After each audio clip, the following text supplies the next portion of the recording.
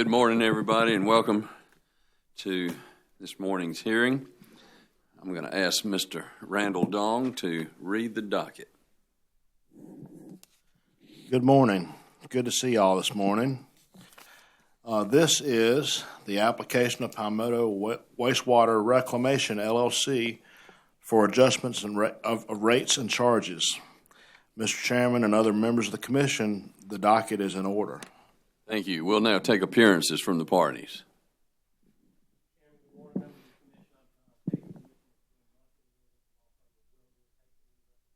Oh, yeah, we need to get y'all to a microphone since we're live streaming. Mr. Hafer, I want you to go worldwide here. Yeah. Much to the world's regret. Mr. Chairman, I'm John Hafer. With me is my partner, Ben Mushton. We're with the firm of Willoughby and Hafer. We represent the applicant, Palmetto Wastewater Reclamation, LLC, in this case. Great. Welcome. Thank you. Good morning, Mr. Chairman. Representing ORS is myself, Andrew Bateman. Along with me here is Jenny Pittman. Thank you. Welcome, y'all. Anything preliminary?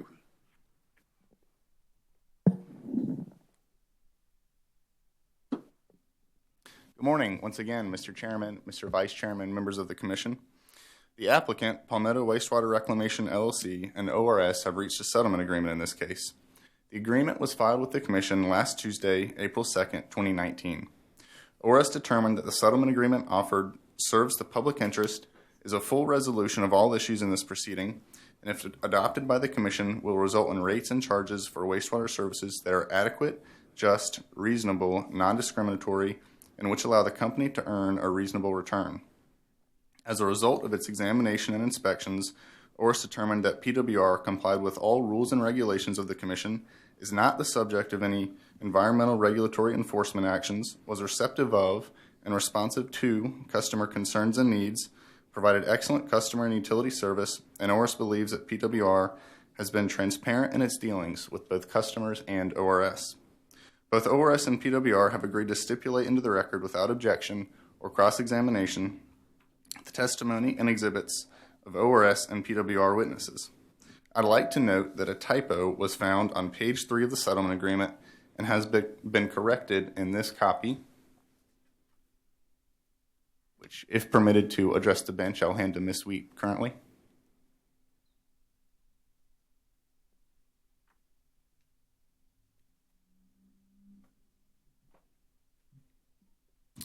Mr. Chairman, at this time, I'd ask that the settlement agreement just handed to Ms. Wheat be marked for identification and entered into the record as the first hearing exhibit. The settlement agreement will be, as amended, will be marked into the record and entered into the record as hearing exhibit number 1. Thank you, Mr. Chairman. This concludes all preliminary matters for ORS. Thank you so much. Thank you. Okay, Mr. Hafer.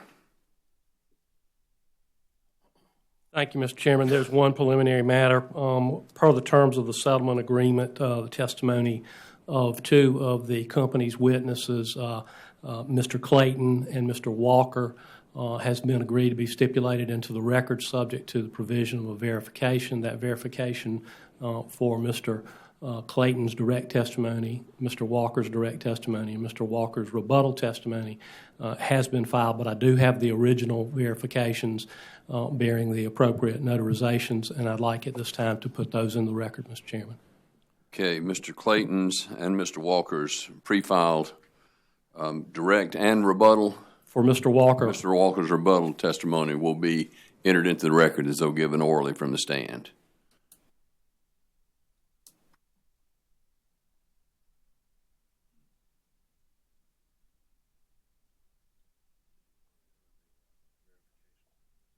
Do you want to enter the verifications as an exhibit? Okay, never mind. Ms. Wheat said no.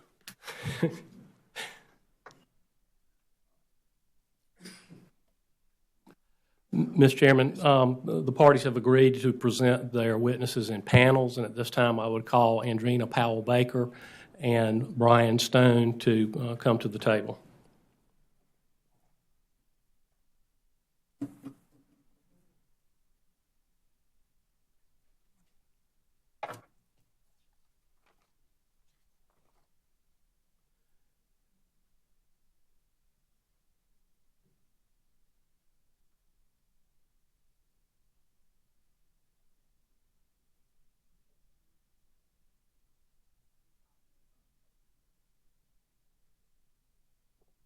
do.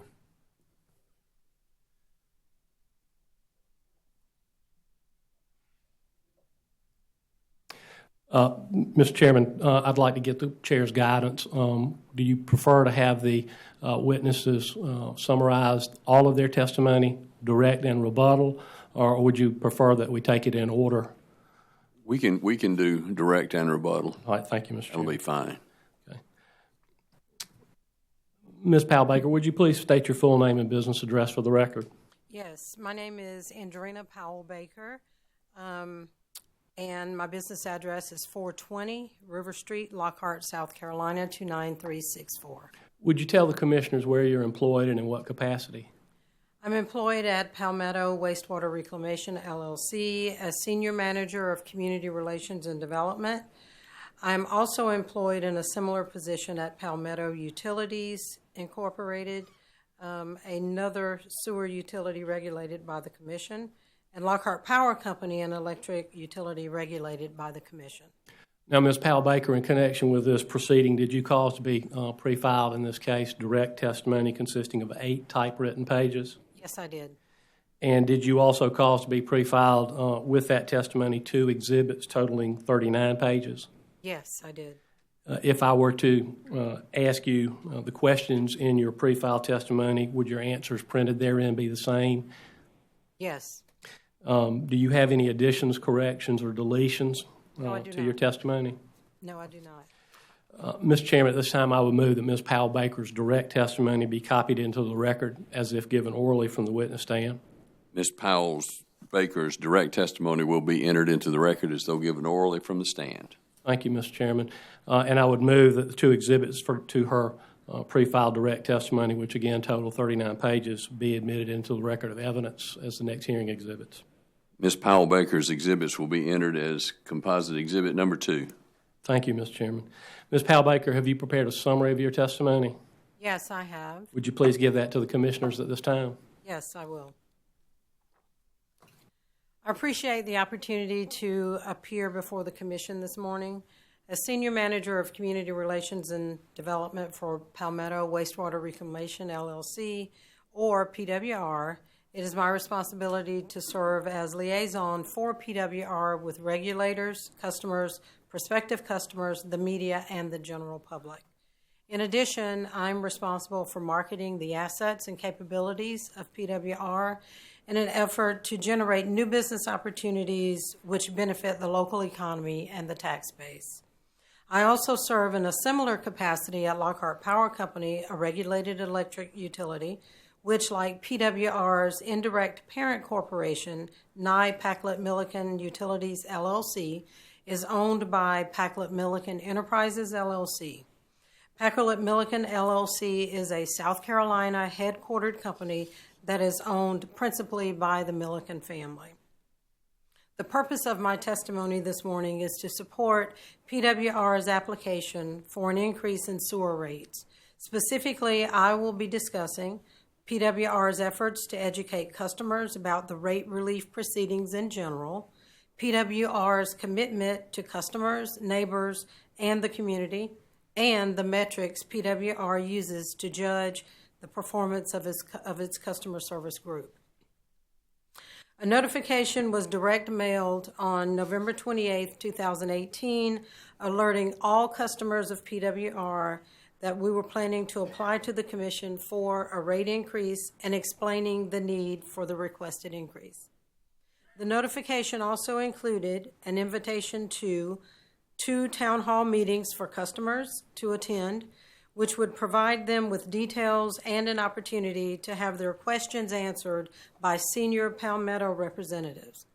President and Chief Financial Officer Mark Dade, Chief Operating Officer Brian Stone, and I facilitated these meetings, along with Mr. Dade attending one and Mr. Stone attending the other. I was present for both of these meetings. A detailed PowerPoint presentation was delivered, providing an overview of our service and systems, details about the capital projects and costs associated with them, location maps showing major capital projects, an explanation of how PWR kept costs down, a description of customer benefits, a comparison of PWR's rates to nearby utilities, and the rate increase process. Each meeting was followed with an open forum where dialogue occurred between us and our customers. We provided one-on-one dialogue with customers after the meetings ended to be sure our reasons for seeking the rate relief were accurately presented. A copy of the Town Hall meeting notification and the PowerPoint presentation are attached as APB Exhibits 1, pages 1 and 2, respectively. Because the attendance at our first 2 Town Hall meetings was low, PWR decided to sponsor a third session for customers to come and learn about the rate increase proposed in this docket. A copy of the notice sent to customers in this regard is set out at pages 3 and 4 of APB Exhibit 1. This third Town Hall meeting was held in conjunction with a meeting of the Woodland Hills Civic Association with the cooperation of its president, Mr. Bob Ellenberg. Mr. Ellenberg sent out a separate notice from the association. Mr. Dade and I made the presentation for PWR at this meeting, which was attended by 17 customers. We received positive comments from a number of the customers who attended. Local legislators were notified of the town hall meetings and briefed on the filing. I would note that no customer has filed a letter of protest with the Commission in this case.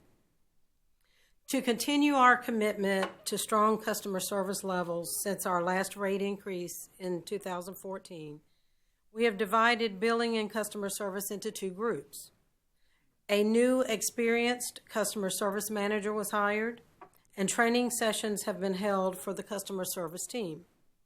Monitoring of customer calls occurs to ensure that customer service representative, CSR, performance is appropriate. Call center upgrades include online bill payment, a second pay station for in-office check-out and an office lobby bill pay kiosk has also been added.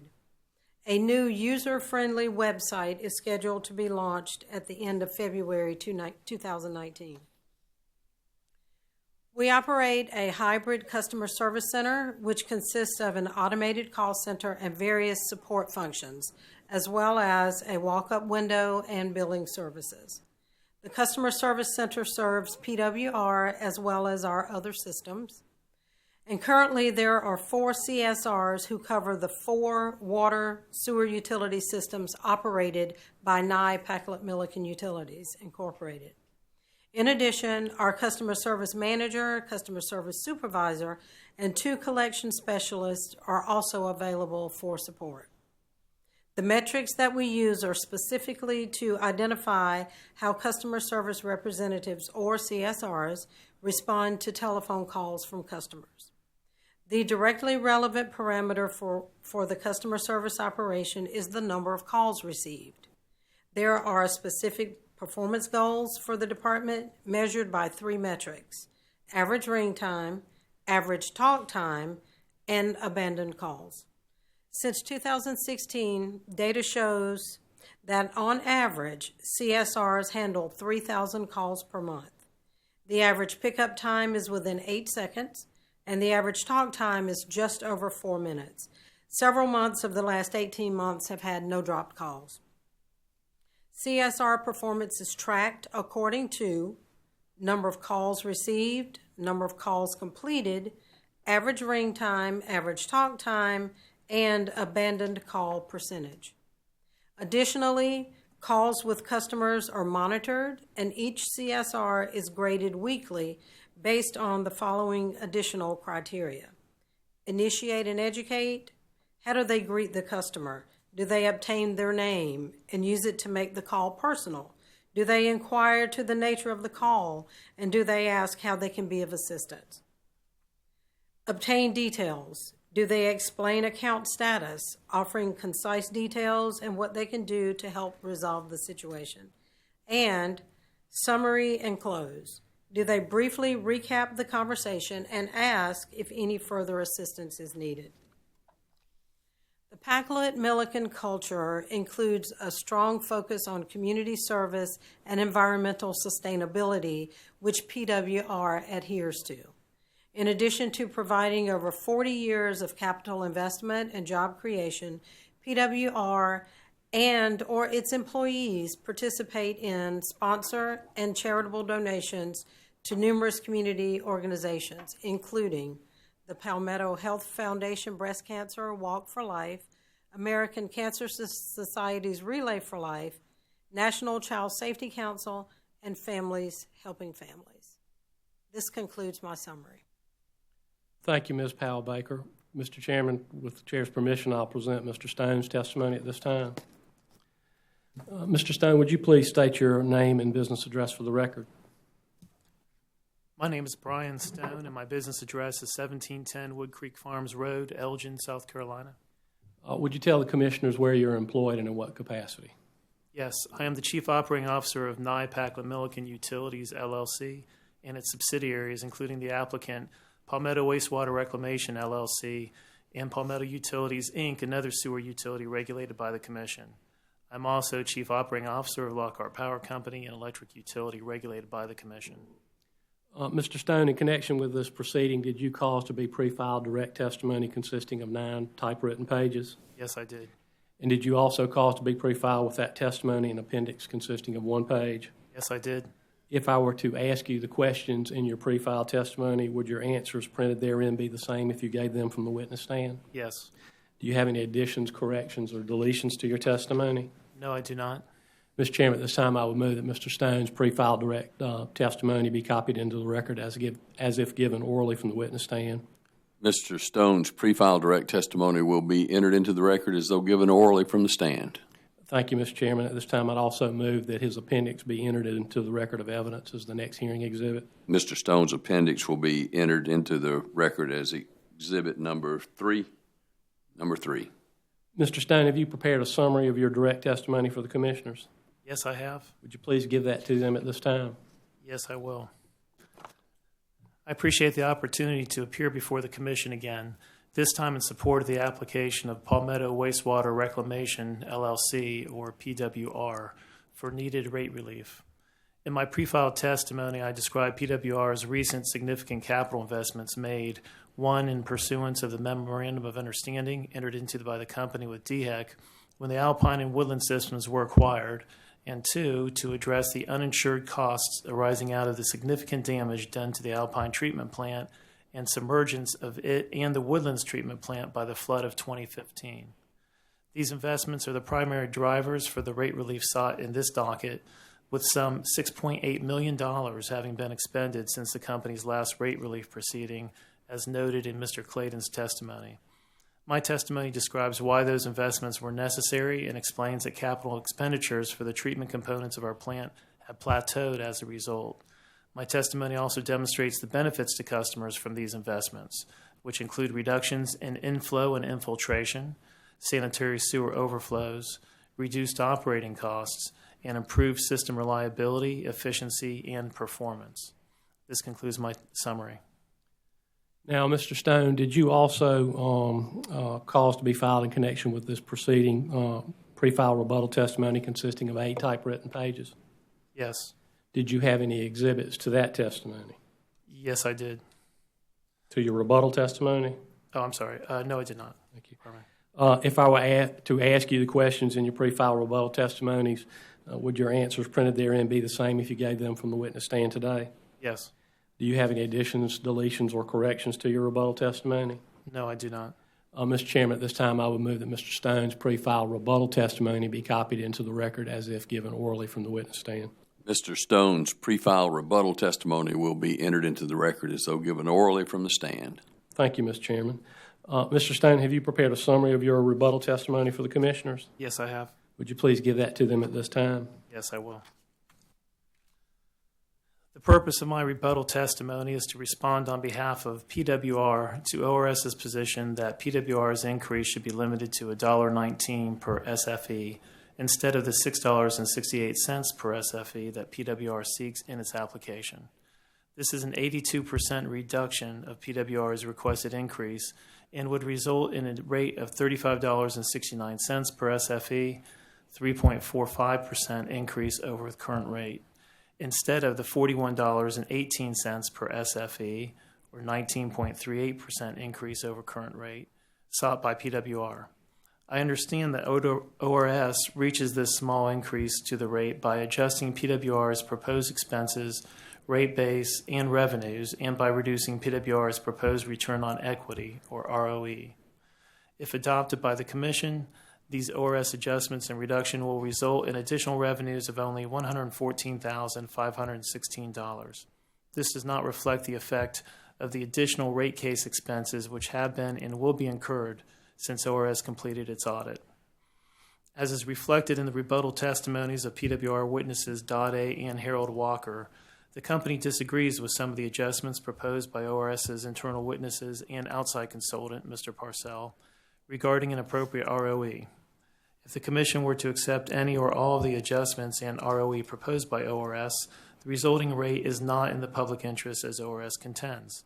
It fails to consider the utility's right to earn a fair return, which is a right the Commission should, independent of ORS, balance with the customer interest when determining if the proposed rate is in the public interest.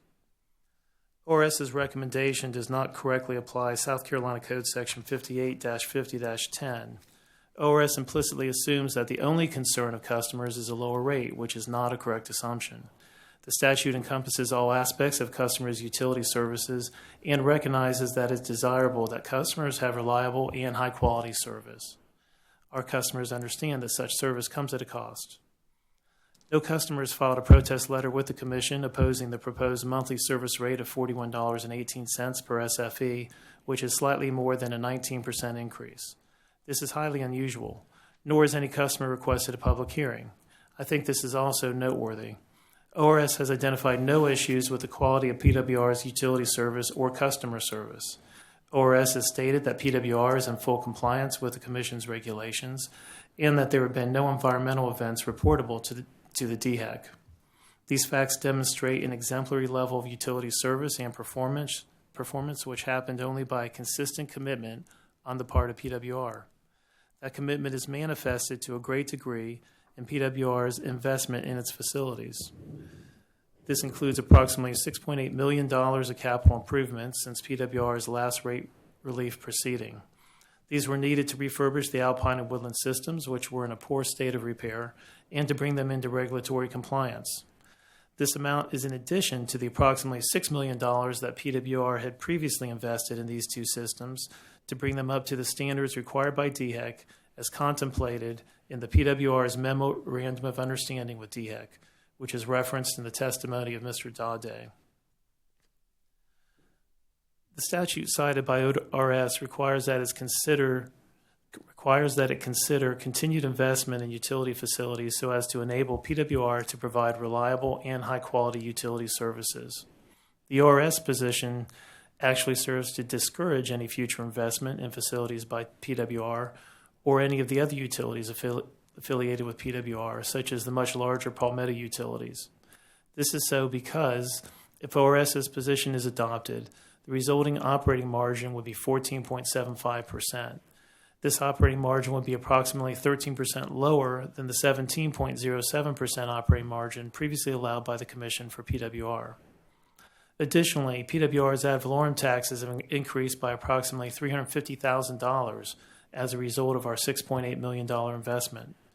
The ORS recommendation of only a $1.19 rate increase would allow PWR to generate additional revenues of less than one-third of the amount of that tax increase. When the recommended increase in annual revenue does not cover even a third of the company's additional ad valorem taxes, it makes any investment illogical and makes investment going forward prohibitive. Furthermore, ORS proposes that PWR's monthly residential service rate increase only 3.45% from that set by the Commission in 2014. However, the cumulative rate of inflation since PWR's last rate relief proceeding, per ORS witness Parcell at page 12, 11.7 through 9, was 7.1%. In sum, ORS's recommendation to the Commission is that a utility which, 1, does not generate customer complaints, 2, provides a level of service and utility service which complies with all Commission regulations, 3, is environmentally responsible, 4, has demonstrated its commitment to making needed investments in quality system facilities, and 5, has received no filed opposition from its customers to a requested 19% rate increase, should have rates approved, which provides an increase that results in A, a significantly lower operating margin than previously permitted by the Commission, B, additional revenues which do not cover the cumulative rate of inflation since its last rate proceeding, and C, the realization of 2/3 less revenue than is required to cover the property tax on a $6.8 million investment. Far from promoting continued investment in PWR's facilities, the ORS recommendation is a disincentive for PWR or its parent to make any further investments in its systems located in the state of South Carolina. We do not think that is what the General Assembly envisioned, and therefore do not think that ORS has properly considered the second component of its statutory charge to represent the public interest of South Carolina in making its recommendation in this case. The standard under the statute relied upon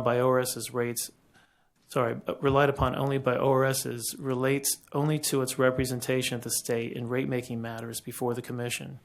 It does not establish a standard by which the Commission is required to determine just and reasonable rates.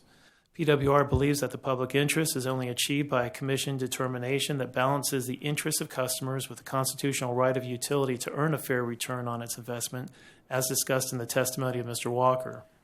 Because the statute referenced by Mr. Sardonato does not include any requirement with respect to the utility's right to earn a fair return, the Commission cannot rely on the ORS recommendation. The Commission should, independent of ORS, determine what is in the public interest through a balancing of the interests of customers and utilities' rights to a fair return.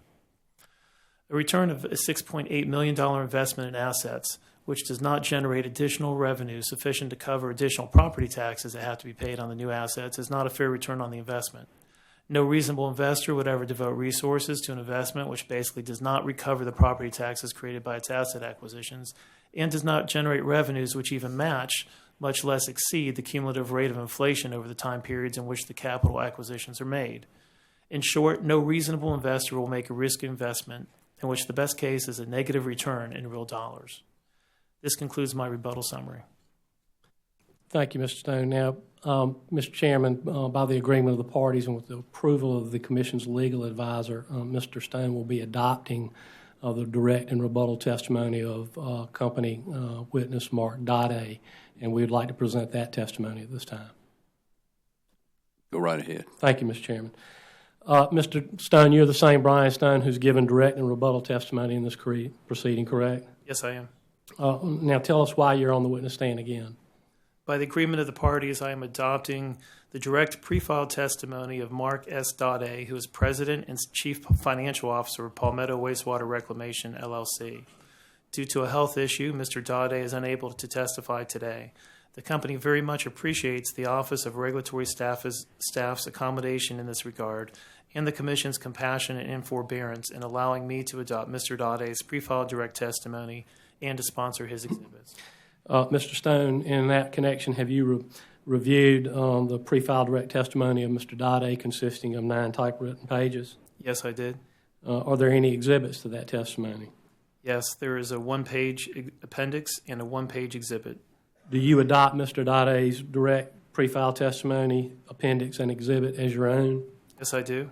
If I were to ask you the questions in this adopted pre-filed direct testimony, would your answers printed therein be the same as if you gave them from the witness stand today? Yes. Do you have any additions, deletions, or corrections to this adopted direct testimony? No, I do not. Mr. Chairman, at this time, I would move that Mr. Stone's adopted pre-filed direct testimony of Mr. Dade be copied into the record as if given orally from the witness stand. Mr. Stone's adopted pre-filed direct testimony of Mr. Dade will be entered into the record as though given orally from the stand. And I would move that the appendix and the exhibit attached to Mr. Dade's pre-filed direct testimony adopted by Mr. Stone be admitted as the next hearing exhibits. The appendix and the exhibit of Mr. Dade's testimony is adopted by Mr. Stone will be entered as exhibit number 4. Thank you, Mr. Chairman.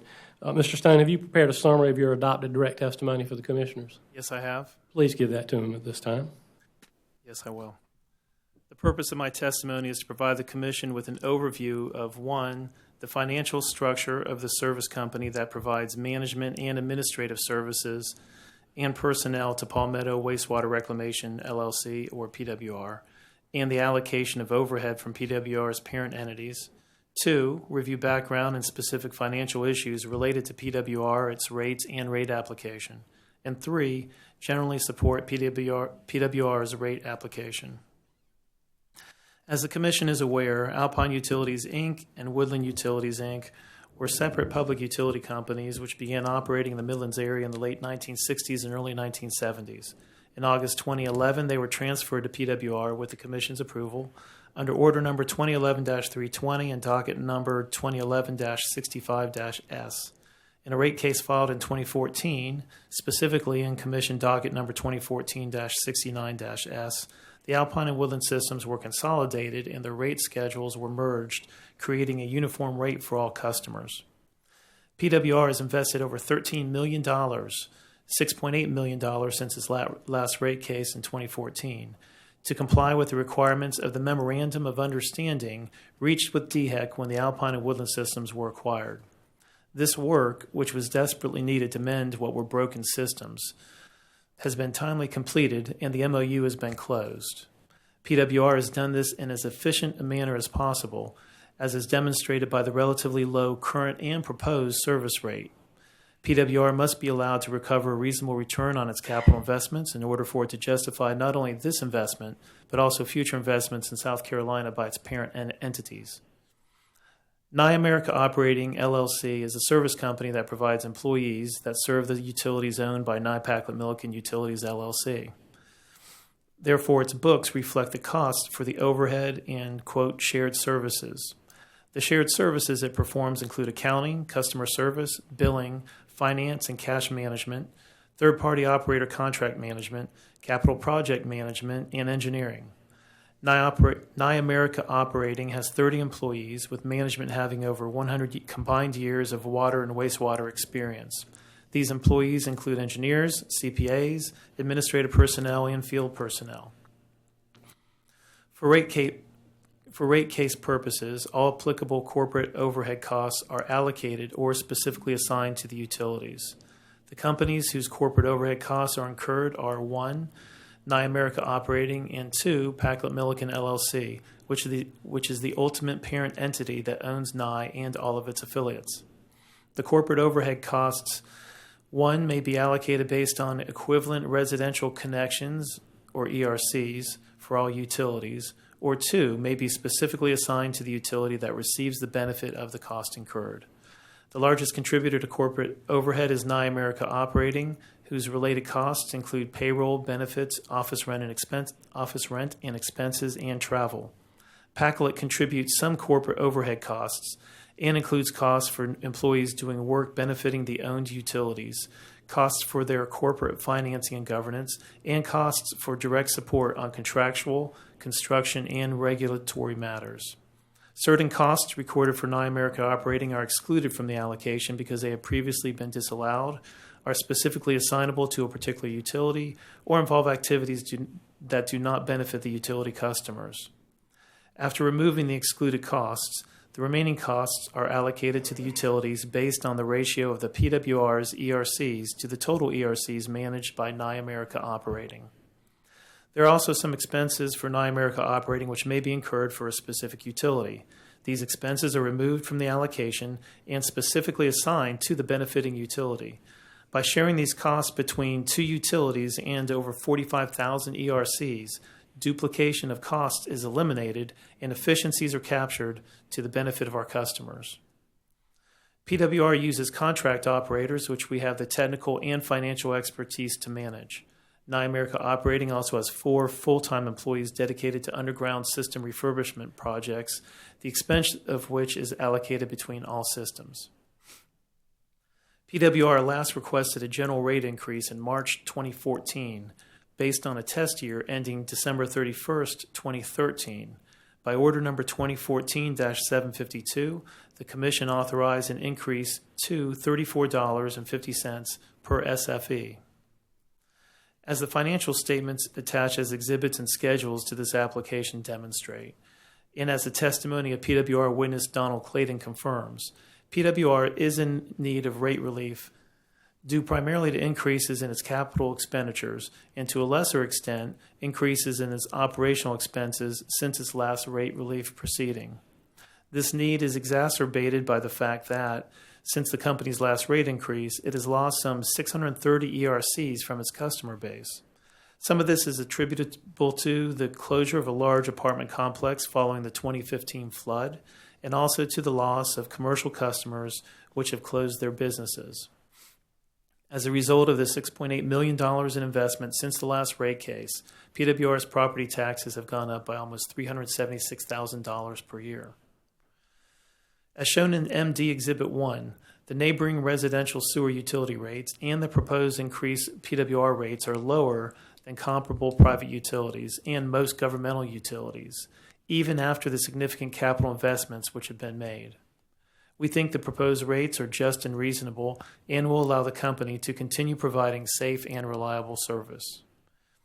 In view of the significant investment in utility plant, the company seeks to have its rates set using the return on rate-based methodology. This concludes my summary. Mr. Stone, you are the same Brian Stone that's now adopted Mr. Dade's direct testimony, and you're on the stand again. Are you here to adopt Mr. Dade's rebuttal pre-file testimony? Yes, I am. Have you reviewed the pre-file rebuttal testimony of Mr. Dade consisting of 5 typewritten pages? Yes, I did. Are there any exhibits to that testimony? Yes, there is a 1-page exhibit. Do you adopt Mr. Dade's pre-file rebuttal testimony and exhibit as your own? Yes, I do. If I were to ask you the questions in this adopted pre-file rebuttal testimony, would your answers printed therein be the same as if you gave them from the witness stand today? Yes. Do you have any additions, deletions, or corrections to the pre-file testimony? No, I do not. Mr. Chairman, at this time, I would move that Mr. Stone's adopted pre-file rebuttal testimony of Mark Dade be copied into the record as if given orally from the witness stand. Mr. Stone's adopted pre-file rebuttal testimony of Mr. Dade will be entered into the record as though given orally from the stand. Thank you, Mr. Chairman. And I would move that the exhibit to that testimony be entered into the record of evidence as the next hearing exhibit. The exhibit will be entered as hearing exhibit number 5. Mr. Stone, have you prepared a summary of your adopted rebuttal testimony for the commissioners? Yes, I have. Would you please give that to them at this time? Yes, I will. The purpose of my rebuttal testimony is 1, to respond on behalf of PWR to the ORS witnesses' proposal to adjustments to rate case expense, interest expense, and revenues to account for the effect of the 2017 Federal Tax Cuts and Jobs Act, and 2, to comment on the reasonableness of ORS's proposal to allow only $114,516 in additional revenue when the company's increase in property taxes associated with the additional capital investment since our last rate proceeding is several times that amount. ORS adjustment number 2E proposes that $14,850 of rate case expense be excluded because the services of our outside rate consultant supporting this expense related a different test year than that proposed in our application. The work performed by our outside rate consultant, Mr. Clayton, for a June 2018 test year was the basis for the schedules that he later updated and were ultimately filed with the application in this case. This work therefore contributed to the company's filing and presentation in this matter, and the $14,850 in expense incurred by the company should therefore be allowed. ORS witness Seal proposes in her adjustment number 15 to effectively remove the amortization of debt expense by using an incorrect interest rate of 5.04% instead of the company's actual cost of debt of 5.23%. PWR does not agree with this proposed adjustment and believes it to be factually incorrect. ORS proposes an adjustment number 20A to impute to the company's net utility operating income $77,236, quote, due to the Tax Cuts and Jobs Act. ORS effectively characterizes the portion of the company's approved rates which recover PWR's federal income taxes at a 34% rate collected on and after January 1st, 2018 as, quote, excess revenues. I disagree with this adjustment for the simple reason that it constitutes retroactive rate making. ORS asserts that the reduction of the federal corporate income tax rate from 34% to 21% resulted, quote, in savings of approximately $56,387 to customers. But the Tax Cuts and Jobs Act does not provide, much less require, that reductions in tax expenses be passed along to customers effective January 1st of 2018. The company had a lawful rate on January 1st, 2018 that it was entitled to charge. The change in the corporate tax rate under the Federal Act relied upon by ORS did not result in PWR earning in excess of its authorized return. This is demonstrated by ORS's own analysis in this case, which demonstrates that, per books, the company's then current rates resulted in an operating margin of 6.62%, instead of the 17.07% authorized to it in its last rate relief proceeding. ORS's proposed adjustment would have the Commission reach back to January 1st, 2018 and effectively reduce PWR's approved rate to account for this, but no other, change in the company's revenues and expenses. As PWR has repeatedly stated in its filings before this Commission in the proceeding to consider ORS's petition filed in December of 2017 to address the effect of the Tax Cuts and Jobs Act, it is also inappropriate for the Commission to engage in rate making that focuses on a single expense. That is the effect of ORS's proposal here, as it asks the Commission to examine one expense incurred prior to the test year in this case, but no others, and then apply a reduction in that expense to retroactively reduce a lawful rate in effect on January 1st of 2018. Since the company's last rate case in 2014, our ad valorem property taxes have increased by approximately $350,000. This can be seen by comparing the allowable taxes other than income taxes, which are reflected in ORS Audit Exhibit CLS-1, which totals $645,914, with the same utility operating expense entry for those taxes, which was approved in Commission Order Number 2014-752, issued in docket number 2014-69-S, Exhibit 1, page 1 of 7, which totaled $280,176. The total difference between these two figures is $365,738. After deducting about $15,000 in ad valorem vehicle taxes and regulatory assessment fees for purposes of comparison, the $350,000 in additional taxes is attributable to the addition of $6.8 million in new plant and facilities that was necessitated by our Memorandum of Understanding with DHEC. Attached to my rebuttal testimony as MD-Rebuttal Exhibit 1 is a copy of the tax bill we received from Lexington County. I do not believe that it is appropriate for utility to have rates set which do not allow it to recover the increased property taxes on new plant that is used and useful in providing sewer service to the public. I wholeheartedly disagree that this results in a just and reasonable rate to the company. This concludes my summary. Thank you, Mr. Stone. Mr. Chairman, members of the Commission, Ms. Powell Baker and Mr. Stone are available for questions from the Commissioners.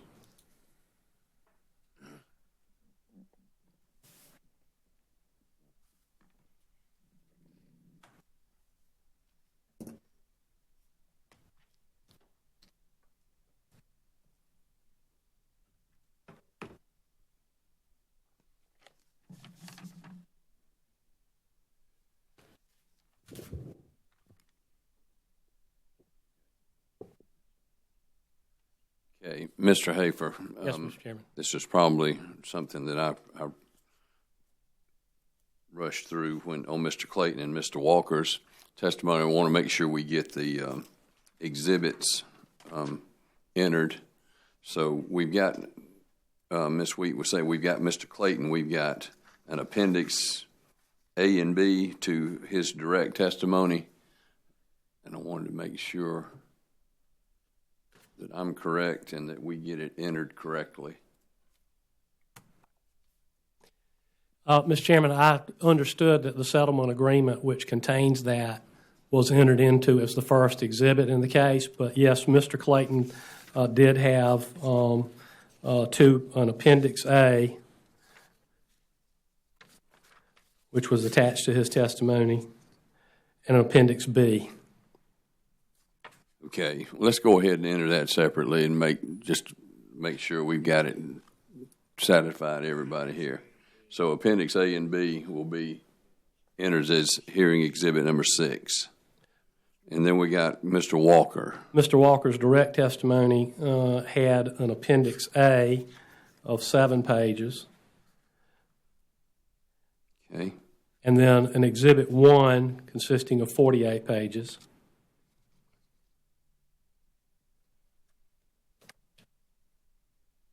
Okay.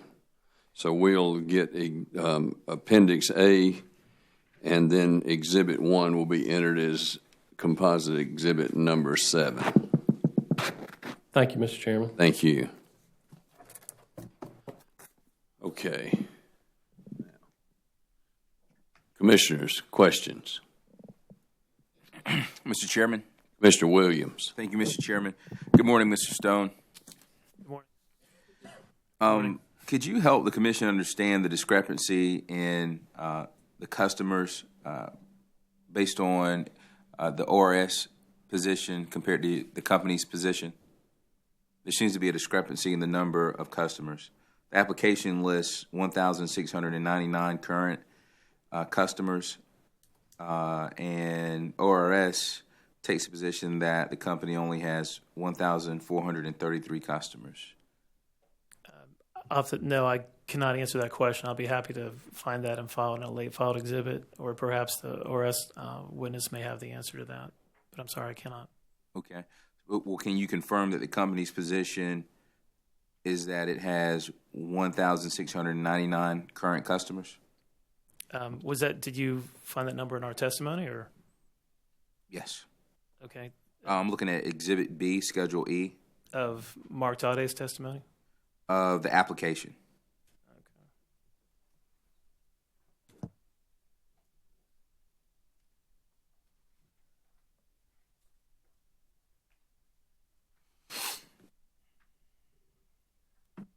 If that, and I mean, I could pull that up, but again, we'll be happy to confirm that number for you, but in a late filed exhibit. But we haven't changed our testimony, so if that's in the testimony, then we would stand by that. But that's, I'd say, subject to check.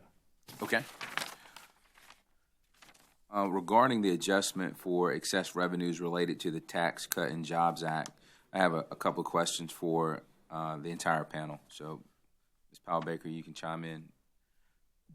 How will the temporary 34-cent monthly fee reduction be treated? For example, will it be shown as a separate line item on customers' bills? My understanding from from reading our testimony is that yes, it would. And let me have a blanket apology here, since I'm adopting Mark Dade's testimony. I'm less familiar with that than I am of my own. So I'll do the best I possibly can to answer those questions, and anything I'm not sure about, we'll follow up and confirm. But yes, that's my understanding from reading through what we've submitted. Okay. Do you know whether or not the bill will reflect that reduction will be temporary in nature? No, I don't know whether that's been decided yet. Certainly, we're open to input on that, and that obviously is the intent. It's a 3-year temporary reduction. Understood. Do you know whether or not the company continued to collect excess tax revenue after August 31st, 2018? We haven't changed our rates, so we would probably describe that in a different way, but our rates have remained the same. Okay. And is there a plan to refund that revenue to the ratepayers? I believe that this holistic settlement agreement encompasses that, as well as a number of other open issues, and treats those in a comprehensive manner. Okay. Last question for me. How has the company changed due to the purchase by Pacolet Milliken? There's a reference to the Pacolet Milliken's culture on page 7 of Ms. Powell-Baker's testimony. Is that question for her or for me, or either? Yes. So since the last rate case in 2014, we've obviously made a number of improvements, but on the customer service side, we've added a new customer service manager who has a number of years of experience. We've added a number of opportunities for customers to pay their bills, such as pay online. We've added a kiosk in our office area, our lobby area. Customers can take advantage of a number of different opportunities when they come into the office for customer service and billing. We also mentioned that we launched a website in February of 2019, which is much more user-friendly than the one from 2014. In addition to that, we've put in place metrics for our customer service representatives to make sure that we're capturing the issues that customers have, to make sure that we're addressing those issues. As I mentioned earlier, the metrics are based on number of calls received, talk time, abandoned calls, et cetera, listed in my testimony. Okay, thank you for sharing that with me. Would you consider the improvements a change in measuring performance? From previous? Yes, ma'am. Yes. What about environmental policies? Do you think they're different now? I'm going to defer to Mr. Stone for that, but I would say yes. NIPAC Milliken Utilities is a wholly owned subsidiary of Packlet Milliken LLC, which is a spinoff of Milliken and Company. We have the same family ownership structure, and we have the same environmental values as that family and as Milliken and Company. We have an extremely strong environmental ethic. Yes, I believe when we purchased this system and these utilities, a major impetus for the investment that we've made has been to improve, not only operationally, of course, operationally ties directly into the environmental impact that our systems have, and so we've made a wide range of improvements to the capital assets, as I've discussed in my testimony. And the result of that is certainly, one result is certainly that we are experiencing and would expect to continue to experience fewer SSOs and other environmental impacts. Thank you. Thank you. Commissioners, any other questions?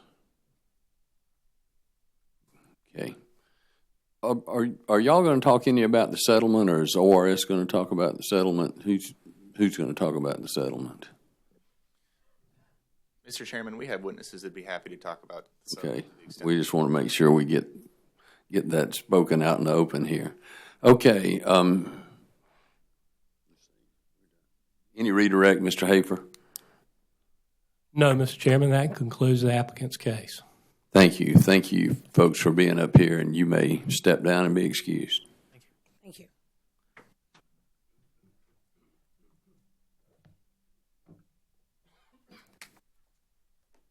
Okay. ORS.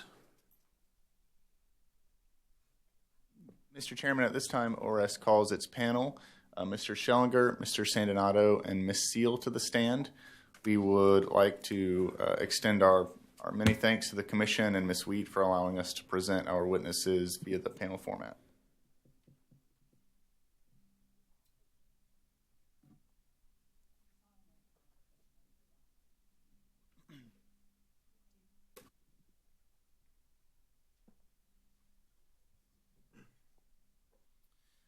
Mr. Schellinger, please state your full name and occupation for the Commission. My name is Matthew Schellinger. I'm employed by the South Carolina Office of Regulatory Staff as a regulatory analyst. And are you the same Matthew Schellinger who pre-filed 9 pages of direct testimony in this docket on March 12th, 2019? Yes, I am. Do you have any changes, edits, or corrections to your pre-filed direct testimony? No, I do not. And if I asked you the same questions today as those contained in your direct testimony, would your answers remain the same? Yes, they would. Mr. Chairman, at this time, ORS asks that the pre-filed direct testimony of Matthew Schellinger be entered into the record as if given orally from the stand. Mr. Schellinger's pre-filed direct testimony will be entered into the record as though given orally from the stand. Thank you. And Mr. Schellinger, did you also file as an attachment to your direct testimony a series of exhibits marked Exhibit MPS 1 through Exhibit MPS 5? Yes, I did. Do you have any changes, edits, or corrections to any of those exhibits? I do not.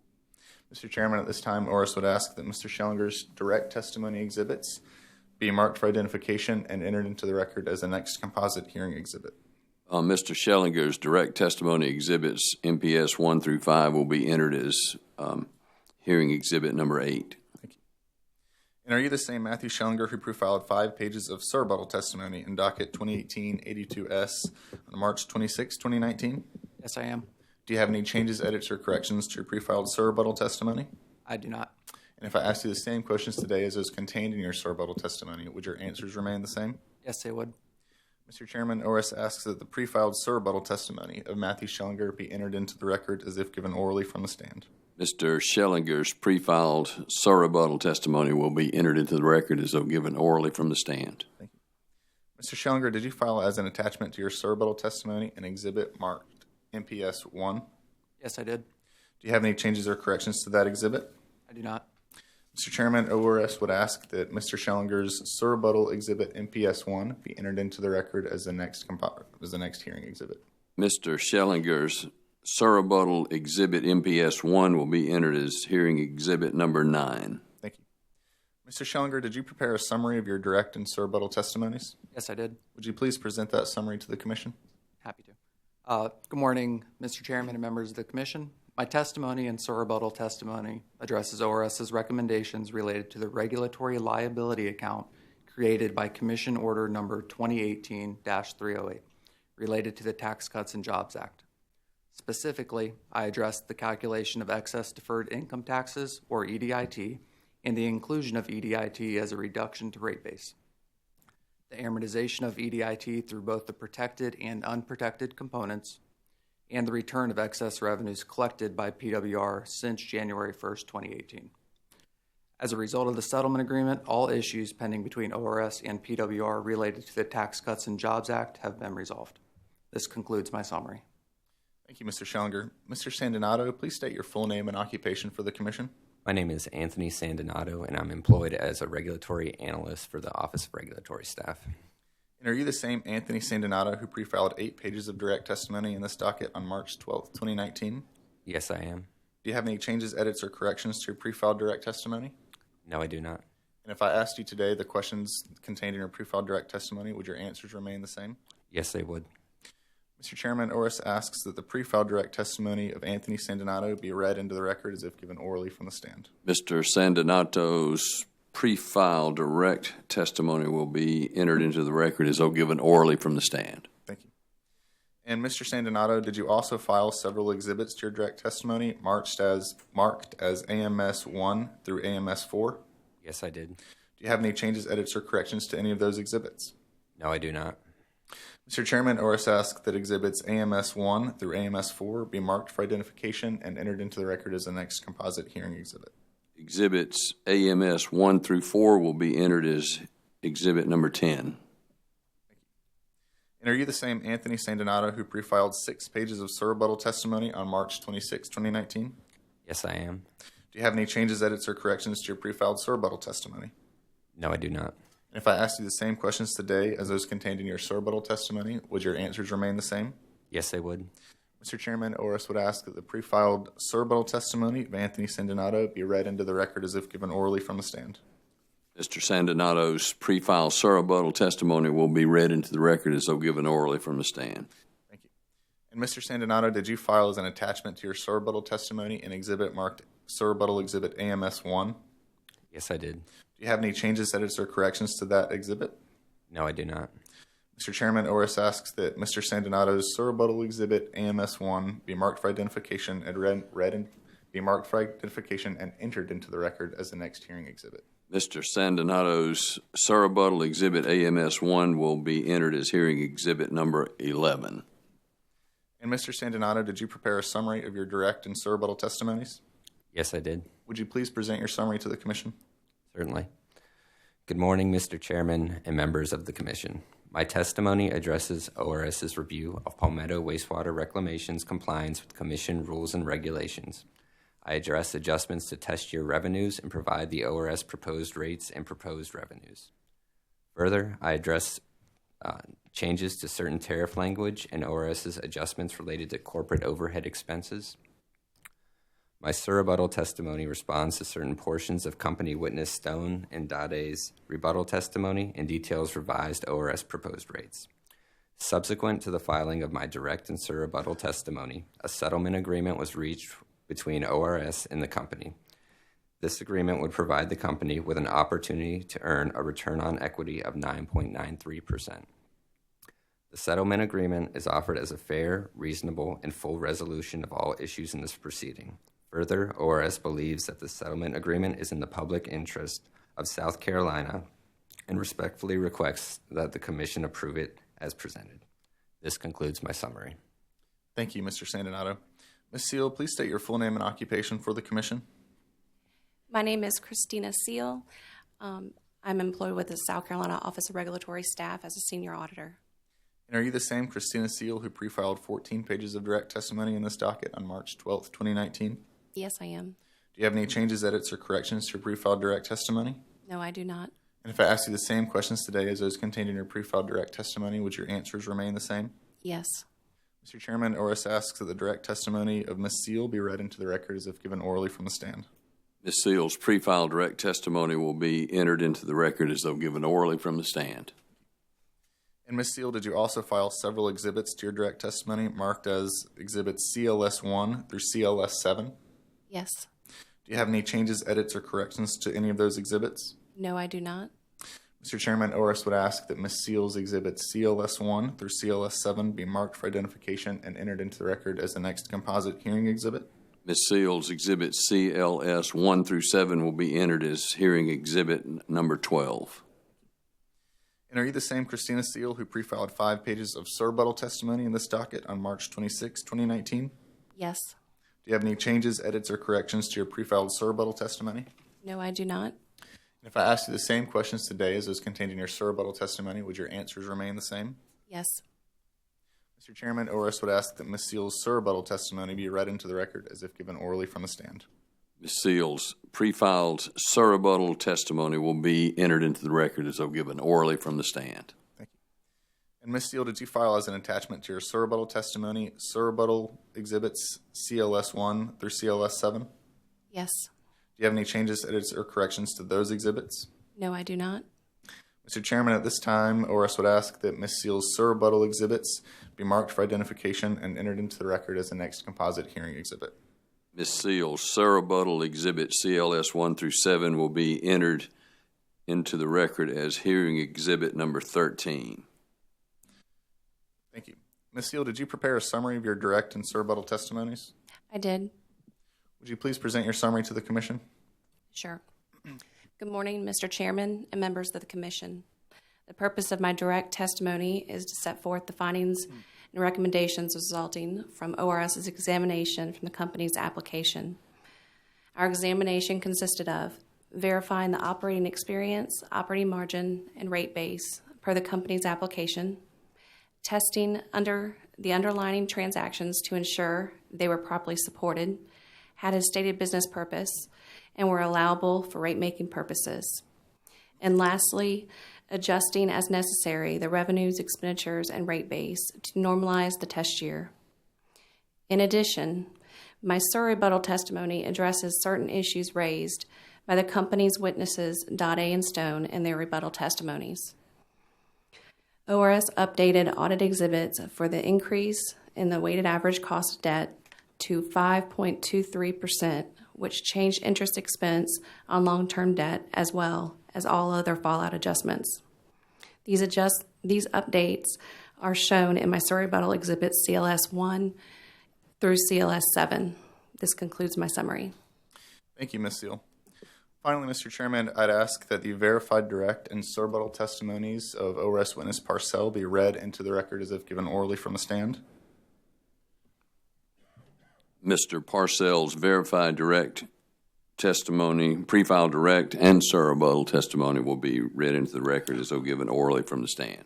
And additionally, Mr. Parcell had exhibits attached to his direct testimony I'd ask that those exhibits be marked for identification and entered into the record as the next composite hearing exhibit. Mr. Parcells, direct testimony exhibits will be entered into the record as exhibit number 14. Thank you, Mr. Chairman. The ORS witnesses are available for questions from the Commission. Thank you. Commissioners, questions of these witnesses? Commissioner Hamilton. Thank you, Mr. Chairman. Welcome to each of you today. I'm just asked this question to the panel. It concerns Commissioner Williams' question about the number of customers. Did possibly the SFE's calculation of the number of those make up that difference, or can you give us an explanation? Yes, certainly. I'd be able to. As part of our review, we worked with the company to get an updated customer count through November, and that is why there's a difference in total customer count as well as SFEs from the application to what was agreed upon in the settlement agreement. Okay, that, Mr. Chairman, that's all for me. Thank you, sir. Thank you. Any other questions, Commissioners? Commissioner Irvin. Thank you, Mr. Chairman. Concerning the landmark apartments, I wanted to ask you to clarify your position. As I understand it, this is a complex with about 336 units that pay $4 a month, and that rate is under contract until 2025. Is that correct? Yes, that's correct. So what we did in order to make sure that the revenues were normalized across all customer account, we took into account the full SFEs when imputing the company's revenue. When the company initially applied, they only included the $4 per SFE. And so that adjustment was made as part of the settlement? It was agreed to as part Agreed of the settlement to. agreement. Yeah. All right. Thank you.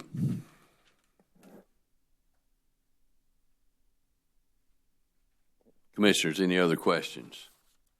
One of the things I wanted to ask, just to make sure we've got it on the settlement, where were the adjustments made? And I know we've got it in writing, but I wanted to hear it out loud if we can. I'm happy to address the changes. Great, thank you. Well, I'll caveat that. I'll address the tax changes in the settlement agreement, if that'll be helpful to you. The primary change related to the excess revenues, pulling them out of the actual calculation for the increase and putting them into their own charge. So that's one of the components of the settlement agreement. I'll defer to the other witnesses for some of the other components. Thank you. Yep, certainly. One of the other adjustments that came out in the settlement agreement was we updated ERCs, so that's the number that you guys saw there. Right. We also adjusted to cap the rate case expenses allowed to the company, and the amortization period changed for that. Okay. Anything else, Ms. Seal? And also for the interest expense adjustment, the ROE, not the ROE, the weighted average cost of debt of the 504% was accepted with the settlement agreement. Well, not the 504, the 5.23% was used in the settlement agreement. Okay, thank you. And you want to say something else? To add as well, the agreed upon 9.93% ROE. Gotcha. Okay. Commissioners, anything else? Okay, thank you for your testimony, and you may step down and be excused. Okay, Mr. Dong. Wait, hang on before that. Is that anything else, Mr. Haver? Anything else? No, Mr. Chairman. Anything else? ORS? That thing won't cooperate right there. No redirect, Mr. Chairman. Thank you. Okay, now Mr. Dong. Okay. And y'all step down. Thank you. So would the parties agree to present the commission a joint proposed order? Yes, sir. The company would be happy to do that. Okay. Would would it be sufficient to ask for the joint proposed order on April the 22nd? That's 2 weeks. Yes. Okay, great. Thank you very much. Okay. Anything else? Mr. Bateman, you were looking like you wanted to say something. No, Mr. Chairman, I was trying to figure out, as the commission is well aware, there are proposed orders due back to back to back, but we'll be happy to work with the company and make sure that April 22nd works. What, you mean we have more than one case going on? Okay, great. So anything else to come before us in this case? All right. I want to thank everybody for being here, for your testimony and cooperation, and we are adjourned.